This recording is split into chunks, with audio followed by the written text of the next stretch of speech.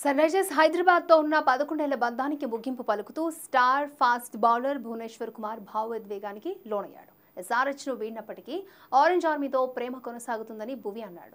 Sun Risers fans ప్రేమ ఒక అద్భుతమని అన్నారు. ఇటీవల జరిగిన ఐపీఎల్ మెగా వేలంలో భువనేశ్వర్ను రాయల్ ఛాలెంజర్స్ బెంగళూరు 10.75 కోట్లకు దక్కించుకున్న విషయం తెలిసిందే. అయితే కనీస ధర 2 కోట్లతో వేలానికి వచ్చిన భువనేశ్వర్ కోసం సన్ రైజర్స్ హైదరాబాద్ బిడ్డేయలేదు. ఈ పేసర్ కోసం Mumbai Indians, Lucknow super Giants తీవ్రంగా పోటీపడ్డాయి. అయితే 10.50 కోట్ల తర్వాత భువి కోసం ఆర్సీబీ బిడ్ను వేసి దక్కించుకుంది.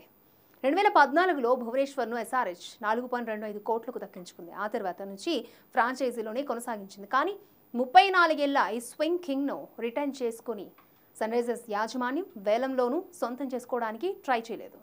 అయితే సన్ రైజర్స్ హైదరాబాద్తో 11 ఏళ్ల అద్భుత ప్రయాణం తర్వాత గుడ్ బై చెప్పే టైం వచ్చింది. ఎస్ఆర్హెచ్తో ఎన్నో మరుపురాని అనుభూతులు, తిరుగులేని విజయాలున్నాయి. ఇక్కడ ఓ అద్భుతమైన విషయం అభిమానుల ప్రేమ. మీ మద్దతు నిరంతరం కొనసాగింది. మీ ప్రేమ, మద్దతును నాతో ఎప్పటికీ కొనసాగిస్తానని భువనేశ్వర్ సోషల్ మీడియా వేదికగా చెప్పుకొచ్చాడు. ఐపీఎల్లో 176 మ్యాచ్లు ఆడిన భువి 181 వికెట్లు తీశాడు. లీగ్ చరిత్రలో అత్యధిక వికెట్లు తీసిన 4వ బౌలర్గా కొనసాగుతున్నాడు. 2016లో సన్ రైజర్స్ హైదరాబాద్ విజయం సాధించడంలో భువి కీ రోల్ పోషించాడు.